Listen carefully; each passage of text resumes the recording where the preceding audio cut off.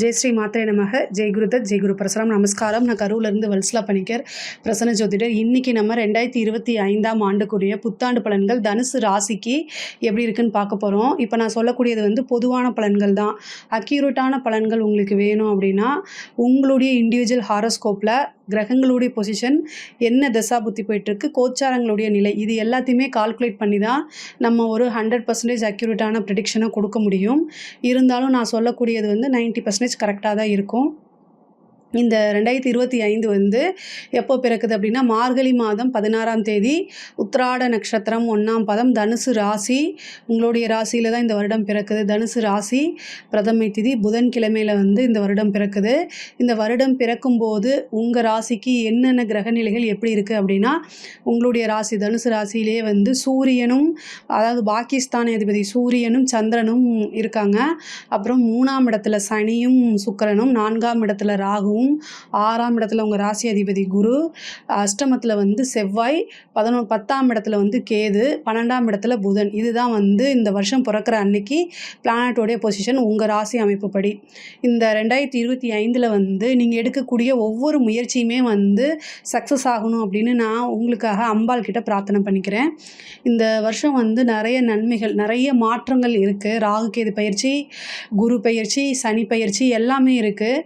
சனி தான் ஃபஸ்ட்டு பயிற்சி ஆகிறாரு. 29ஆம் தேதி மார்ச் மாதம் 2025ஆம் வருடம் வந்து சனி வந்து பயிற்சி ஆகுது. அதாவது 4ஆம் இடத்துக்கு போகுது. இந்த வருஷம் வந்து அர்த்தாஷ்டமத்து சனி உங்களுக்கு, அதாவது அஷ்டமத்து சனியில் பாதி அர்த்தாஷ்டமத்து சனின்னு சொல்லுவோம். அதாவது 4ஆம் இடத்துக்கு போனால் அவர் 10ஆம் பறையை உங்களுடைய ராசியை அவர் பார்ப்பார். குரு வந்து கவலைப்பட வேண்டாம். இந்த 2025 சனியுடைய பாதிப்பு பெரிய லெவலில் வராது. ஏன்னா வந்து 18ஆம் தேதி மே மாதம் வந்து குரு வந்து அந்த ரிஷபராசிலேருந்து மிதுன ராசிக்கு வருவார்.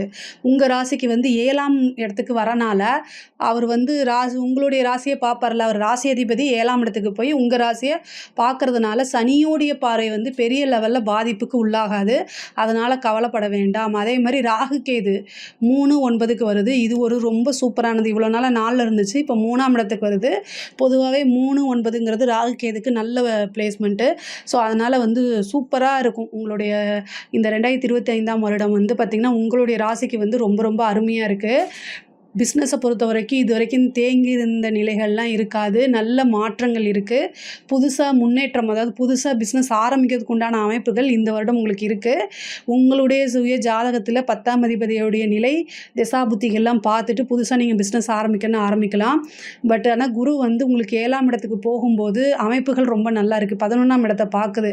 தொழில் மூலியமாக நல்ல வருமானம் அப்படிங்கிறது வரும். உங்களுடைய ராசி அதிபதி வந்து 11ஆம் இடத்தை பார்க்கறனால தொழில் மூலியமாக நல்ல லாபம், நிரந்தரமான வருமானம், இது எல்லாமே உண்டு. நீங்கள் போடக்கூடிய முயற்சிகள் அனைத்துமே வந்து சக்ஸஸ் ஆகிறதுக்கு அமைப்புகள் இருக்குது. ராசி அதிபதி 3 பார்க்குறாரு. குருவோடைய பார்வை எங்கெல்லாம் படுதோ அங்கே எல்லாமே உங்களுக்கு சுபிக்ஷம் வருது. அதனால் 3ஆம் இடம்ங்கிறது தான் நீங்கள் போடக்கூடிய முயற்சிகள், எஃபர்ட்ஸ் எல்லாமே குறிக்கக்கூடியது. அது எல்லாமே சக்ஸஸ் ஆகிறதுக்கு உண்டான அமைப்புகள் இருக்குது. அதாவது முக்கியமாக வந்து வண்டி வாகனங்களில் போகும்போது ரொம்ப ஜாக்கிரதையாக போகணும். தொழிலுக்காகவோ அல்லது உத்தியோகத்துக்காகவோ அலைச்சல்கள் இருக்கும். சிறு சிறு தூரங்கள் பிரயாணம் பண்ணக்கூடிய அமைப்புகள் இருக்கும். நீண்ட தூர பிரயாணமாக இருந்தாலும் சரி, சின்ன தூரம் பிரயாணமாக இருந்தாலும் சரி, சிறு தூர பிரயாணமாக இருந்தாலும் சரி, பிரயாணங்கும் போது நீங்கள் வந்து ரொம்ப ரொம்ப கவனமாக போகணும். அதே மாதிரி கம்யூனிகேஷனுங்கக்கூடிய விஷயத்தில் ரொம்ப ஜாக்கிரதையாக இருக்கணும். நீங்கள் எங்கேயாவது போகிறீங்க அப்படின்னா வீட்டில் இன்ஃபர்மேஷன், அதுக்குண்டான இன்ஃபர்மேஷனை சொல்லிட்டு போங்க. சனி வந்து சில விஷயங்களை தாமதப்படுத்துவார், தடையை உண்டு பண்ணுவார். ஆனாலும் நீங்கள் என்ன முயற்சிகள் போடுறீங்களோ அதுக்கு உண்டான பலாபலன்களை உறுதியாக கொடுப்பாரு. அதில் எந்த மாற்றமும் இல்லை. உத்தியோகத்தில் இருக்கவங்களுக்கு, அதாவது உங்களுடைய இதுக்கு வந்து ஏன்னா 6ஆம் இடத்துல குரு இருப்பார். அதாவது மே மாதம் வரைக்கும் இருக்கிறாரு. மே மாதம் 18ஆம் தேதி வரைக்கும் குரு இருக்கார். அது வரைக்கும் உங்களுக்கு சூப்பர். அதுக்கப்புறம் 7ஆம் இடத்துக்கு போகிறாரு. நல்ல ப்ரமோஷன்ஸ் இது எல்லாமே கிடைக்கும். பட் ஆனால் வந்து என்னென்னா குரு வந்து மறைஞ்சிருக்கிறாரு இல்லையா, அது வந்து ஏப்ரல் மாதத்துக்கு மேலேருந்தே உங்களுக்கு வந்து அந்த 7ஆம் இடத்துக்கு வந்ததுக்கு உண்டான விஷயங்கள் எல்லாமே தானாக கிடைக்கும். அதாவது குரு பயிற்சிக்கு முன்னாடியே உங்களுக்கு நல்லா கிடைக்க ஆரம்பிச்சிரும்னு சொல்ல வரேன். அதாவது ப்ரமோஷனு, நீங்கள் பார்த்துட்டு இருந்த வேலைக்கு உண்டான அங்கீகாரங்கள் கிடைக்கும். இவ்வளோ நாளாக வந்து எதிர்பார்த்துட்டு இருந்த விஷயங்கள் எல்லாமே கைகூடும். நிறைய நன்மைகள் உத்தியோகத்தில் இருக்கவங்க வந்து பார்த்திங்கன்னா, நிறைய நன்மைகள் தான் உங்களுக்கு இருக்குது. நிறைய பேர் வந்து ட்ரான்ஸ்ஃபருக்காக வெயிட் பண்ணிட்டு இருந்தீங்க அப்படின்னா, இந்த குரு பயிற்சிக்கு அப்புறம் ட்ரை பண்ணுங்கள். உறுதியாக உங்களுக்கு நல்ல இடத்துல போஸ்டிங் கிடைக்கும். அதேமாதிரி படித்து முடிச்சுட்டு வேலைக்காக வெயிட் பண்ணிட்டு இருக்கவங்களுக்குலாம் வந்து நல்ல பக்கம் வேலை கிடைக்கும். இன்டர்வியூ அட்டன் பண்ணுங்கள். 3ஆம் இடம்ங்கிறது தான் வந்து இன்டர்வியூ. காலேஜ் முடிச்சுட்டு இருக்கவங்கலாம் வந்து நீங்கள் கேம்பஸில் வந்து இன்டர்வியூ அட்டன் பண்ணுங்கள். நல்ல பிளேஸ்மெண்ட்டு உறுதியாக உங்களுக்கு உண்டு. படிப்பை பொறுத்த வரைக்கும் படிப்பில் வந்து என்னென்னா சிறு அலட்சியங்கள் வந்து நீங்கள் காமிப்பீங்க. ஞாபக சக்தி வந்து குறையும். ஞாபகத்திறன் இருக்காது. அதே மாதிரி வந்து படித்ததே திரும்ப திரும்ப படித்தாலும் அதில் தயக்கங்கள் இருக்கும். படிப்பில் ஆர்வமே இருக்காமல் போகும். 4ஆம் இடத்துல சனி வந்துருச்சு. அந்த இடத்த வந்து மழுங்குப்படுத்திடும். அதனால் வந்து உங்களுக்கு ஞாபகம் இருக்காது. இல்லைன்னா படித்தது வராது.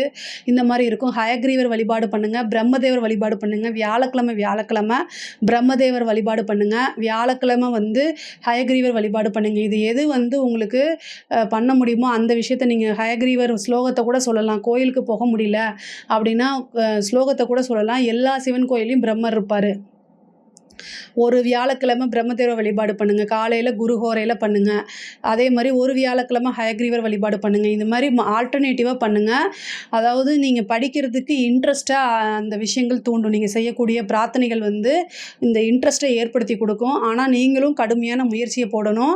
அதே மாதிரி குரு 11ஆம் இடத்தை போகிறனால உயர்கல்வி சம்மந்தப்பட்ட விஷயங்கள் இது எல்லாமே நல்ல மார்க் எடுக்கிறது, நல்ல ரேங்க் ஹோல்டராக வர்றது, நீங்கள் என்ன விஷயத்துக்காக ஒரு விஷயத்தை பண்ணுறீங்களோ அது எல்லாமே சக்ஸஸ் ஆகிறது. இந்த மாதிரி விஷயங்கள் நடக்கும். பெண்களை பொறுத்த வரைக்கும் இந்த தனுசு ராசியில் இருக்கக்கூடிய பெண்கள் வந்து 2025ல் நீங்கள் எந்த காரியங்கள் எடுக்கிறீங்களோ அது அத்தனையுமே சக்ஸஸாக பண்ண முடியும்.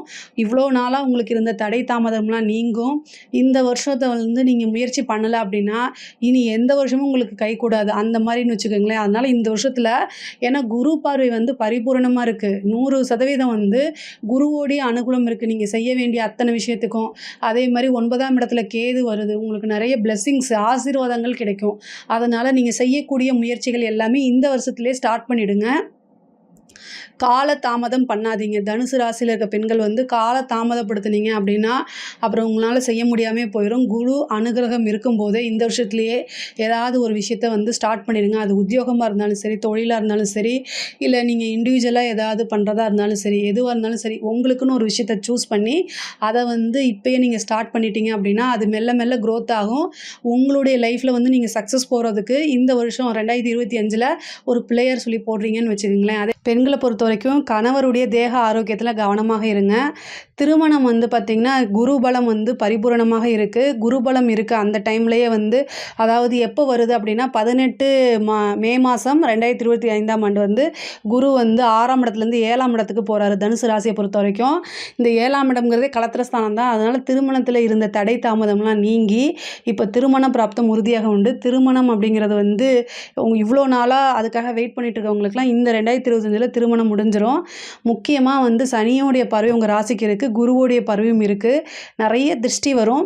பொதுவாகவே தனுசு ராசிக்காரங்க ஒரு விஷயத்தை எடுத்துட்டா அதை கண்டிப்பாக சக்ஸஸ் பண்ணணும்னு சொல்லி நிறைய போராட்டங்கள் அதுக்கப்புறம் வந்து ஒரு விஷயத்தை சக்ஸஸ் பண்ணுவீங்க. இது வந்து இவ்வளோ தூரம் இருந்து நீங்கள் முயற்சி பண்ணி சக்ஸஸ் பண்ணிட்டானே அப்படின்னு ஒரு ஜெலஸ் வந்து உங்கள் மேலே உருவாகிறதுக்கு வாய்ப்புகள் இருக்குது. சனியோடைய பார்வை எப்போல்லாம் வந்து உங்கள் ராசிக்கு வருதோ அந்த டைமெல்லாம் வந்து பொதுவாகவே திருஷ்டி வந்துடும். ஸோ அதனால் வந்து திருஷ்டி அப்படிங்கக்கூடிய ஒரு விஷயத்தில் ரொம்ப கவனமாக இருங்க. ஹனுமன் வழிபாடு பண்ணுங்கள். ஆஞ்சநேய வழிபாடு பண்ணுங்கள். காளி வழிபாடு பண்ணுங்கள்.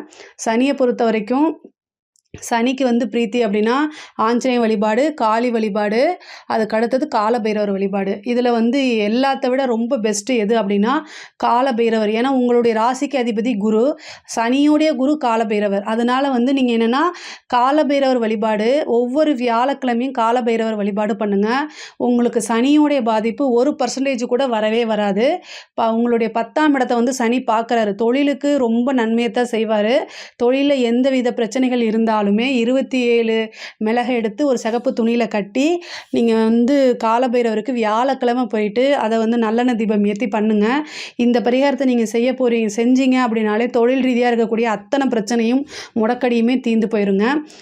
ஒரு சிலருக்கு வந்து என்னென்னா திருமணம் சம்மந்தப்பட்ட விஷயங்கள் வந்து காதல் திருமணத்துக்காக வெயிட் பண்ணிட்டு இருப்பீங்களா, அவங்கெல்லாம் வந்து இந்த ஏப்ரலுக்கு மேலே உங்கள் வீட்டில் சொல்லுங்கள். ஏன்னா மே மாதத்துக்கு அப்புறம் உங்களுக்கு குருபலன் வருது. அப்போ வந்து அந்த திருமணம் வந்து பார்த்திங்கன்னா பெற்றோர்களால் அங்கீகரிக்கப்பட்ட திருமணமாகவே மாறதுக்கு உண்டான அமைப்பு இருக்குது. ஒரு சிலருக்கு வந்து உபாசனை எடுக்கிறதுக்குலாம் இது ஒரு நல்ல சிறந்த டைமு. நீங்கள் ஒரு புதுசாக ஒரு விஷயத்தை கற்றுக்கிறதுக்கு, ஒரு ஆன்மீகத்தில் போகிறதுக்கு, குரு வழிபாடு பண்ணுறது, உங்களுடைய உபாசன தெய்வத்தை எடுத்து உபாசனை பண்ணுறது, இதுக்கெல்லாமே பர்ஃபெக்ட் டைம் வந்து மே மாதம் 14ஆம் தேதி. அந்த டைமில் குரு ராகு கேது பயிற்சி ஆகுது. கேது வந்து 9ஆம் இடத்துக்கு வருது. இந்த கேது 9ஆம் இடத்துக்கு வரும்போது கேதுவே ஞான காரகன், ஆன்மீக காரகன். ஸோ அதனால் ஒரு முன்பை விட வந்து ஆன்மீக சிந்தனைகள் அதிகமாக இருக்கும், தெய்வ வழிபாடுகள் அதிகமாக இருக்கும். நீண்ட தூர பிரயாணம் பண்ணி ஒரு யாத்திரை போகிறது, புனித யாத்திரை போகிறது, கோவில் காரியங்களில் கலந்துக்கிறது, இந்த மாதிரி நிறைய விஷயங்கள் நன்மைகள் உங்களுக்கு நடக்கும். அரசியல் துறை சம்மந்தப்பட்டவங்களுக்கு இந்த 2025 வந்து உங்களுடைய பொலிட்டிக்கல் லைஃப்லேயே வந்து ஒரு மிகப்பெரிய விஷயங்களை கொடுக்கும். குருவோடைய பார்வையும் இருக்குது, சனியோடைய பார்வையும் இருக்குது உங்கள் ராசிக்கு. அதனால் வந்து மிகப்பெரிய லெவலில் வளர்ச்சி, எதிர்பார்க்காத அசுர வளர்ச்சி அப்படிங்கிறது இந்த 2025 உங்களுக்கு கிடைக்கும். தனுசு ராசியை பொறுத்த வரைக்கும் நீங்கள் இப்போ அரசியலில் பெரிய லெவலில் வரணும் அப்படின்னா கால பைரவர் வழிபாடு பண்ணுங்கள், நரசிம்மர் வழிபாடு பண்ணுங்கள். நரசிம்மர் வழிபாடு வந்து எவ்வளோ பெரிய எதிரிகளாக இருந்தாலும் உங்களால் சமாளிக்க முடியும். தேர்தலில் வந்து நீங்கள் வெற்றி பெறணும் அப்படின்னா நரசிம்மர் வழிபாடு பண்ணுங்கள். ஒரு தடவை அஹோபிலம் போயிட்டு வாங்க, அது இன்னும் பெரிய லெவலில் உங்களுக்கு சக்ஸஸை கொடுக்கும். அரசாங்கத்துறை அதிகாரிகளுக்கு உங்களுக்கு வந்து இந்த வருஷம் வந்து ரொம்ப ரொம்ப சூப்பராக இருக்குது. 10ஆம் இடத்தை வந்து சனி பார்க்குறாரு. நிறைய உங்களுக்கு நன்மைகள் தான் நடக்க போகுது. அரசாங்கத்தில் இருக்கிறவங்களுக்கு வந்து பார்த்திங்கன்னா நீங்கள் ஒரு ப்ரொமோஷனுக்காக எதிர்பார்த்துட்டு இருந்திருப்பீங்க, பட் ஆனால் வந்து கிடைக்காம இருந்திருக்கும். ஆனால் இந்த சனியோடைய பார்வை வந்து கண்டிப்பாக, ஏன்னா நீதி நேர்மை நியாயம் யாரெல்லாம் வந்து செயல்படுறாங்களோ அவங்களுக்கெல்லாம் சனியோடைய பாதிப்பு எப்போவுமே இருந்ததா சரித்திரமே கிடையாது. அதனால் நீங்கள் நேர்மையான அதிகாரியாக இருக்கும் பட்சத்தில் கண்டிப்பாக உங்களுக்கு சனியோடைய பார்வை வந்து நன்மையை தான் கொடுக்கும். உத்தியோகத்தில் ப்ரொமோஷன்ஸு, வேறு அதாவது அடுத்தடுத்து வளர்ச்சி, இந்த மாதிரி விஷயங்கள்லாம் கண்டிப்பாக கொடுத்துரும்.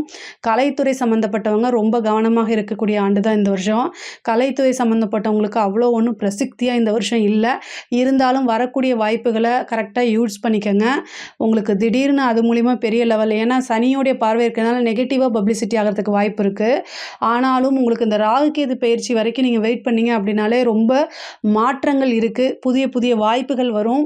அதே மாதிரி பாராட்டுகள் அங்கீகாரங்கள்லாம் கிடைக்கும். நல்ல பணம் சம்பாதிக்கக்கூடிய வழியை வந்து இந்த 2025 தேடி பிடிச்சிட முடியும்.